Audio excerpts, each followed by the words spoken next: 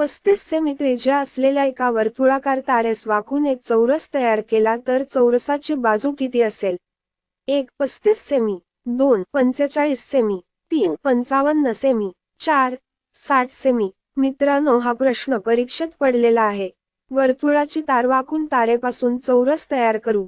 वर्तुळाचा परिघ आणि चौरसाची परिमिती समान असते. वर्तुळाचा परिघ काढावा लागेल व परिघावरून चौरसाची बाजू काढावी लागेल. या पद्धतीने प्रश्न सोडवला तर खूप वेळ जाईल. विद्यार्थी मित्रांनो, असे व्हिडिओ बघण्यासाठी पहिल्यांदा चॅनलला सबस्क्राईब करा. असे व्हिडिओ तुम्हाला मॅथ्स टॉप चॅनलमध्ये मिळतील. चौरसाची बाजू बरोबर 11/7 गुणिले त्रिज्या या सूत्रानुसार अशा प्रकारचा कोणताही प्रश्न सोडवा. 7×1=7, 7×5=35, 11 गुणिले 5. चौरसाची बाजू बरोबर 55 सेमी. अशाच ट्रिकी मॅथ्ससाठी एक लाईक करा. धन्यवाद.